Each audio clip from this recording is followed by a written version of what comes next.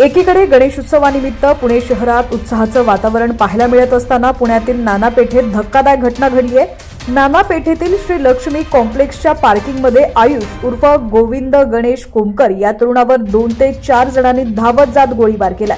या घटनेत आयुष उर्फ गोविंद याचा मृत्यू झाला। जखमी झाल्यानंतर त्याला रुग्णालयात नेण्यात आलं, मात्र त्याचा मृत्यू झाल्याचं स्पष्ट झालं।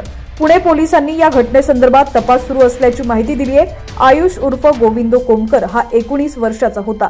त्याचे वडील गणेश कोमकर हे वनराज आंदेकर हत्या प्रकरणात तुरुंगात आहेत। वनराज आंदेकर याची हत्या गेल्या वर्षी 1 सप्टेंबर 2024 ला पुण्यातील नाना पेठेत झाली होती। राष्ट्रवादी काँग्रेसचा माजी नगरसेवक वनराज आंदेकर याची हत्या गेल्या वर्षी 1 सप्टेंबर 2024 ला झाली होती।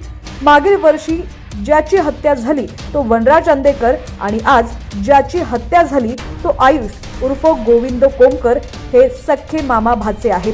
आज ज्या श्री लक्ष्मी कॉम्प्लेक्सच्या पार्किंगमध्ये आयुष उर्फ गोविंद कोमकरची हत्या झाली तिथल्या रस्त्याच्या पलीकडील भागात गेल्या वर्षी नाना पेठेत वनराज आंदेकरची हत्या झाली होती।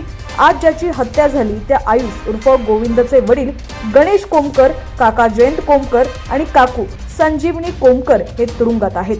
पुणे शहरात सर्वत्र गणेशोत्सव विसर्जन मिरवणुकीची तयारी जोरदार सुरू असताना पुण्यातील नाना पेठ इथं भर गर्दीत विसर्जनाच्या पूर्वसंध्येला पुण्यात भर वस्तीत गँगवॉर पाहायला मिळाला।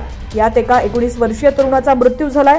पुण्यातील नाना पेठ येथील श्री लक्ष्मी कॉम्प्लेक्स इथं संध्याकाळी 7:45च्या वेळेस ही धक्कादायक घटना घडली आहे। आयुष कोमकर याला हल्लेखोरांनी झाडलेल्या 3 गोळ्या लागलेल्या आहेत। पुणे पोलिसांच्या गुन्हे शाखेचे उपायुक्त निखिल पिंगळे यांनी या खून प्रकरणासंदर्भात माहिती दिली आहे। रात्री 7:45च्या सुमारास आयुष गणेश कोमकर या युवकाची क्लासमधून परत आल्यावर अज्ञातांनी त्याच्यावरती गोळ्या झाडलेल्या आहेत।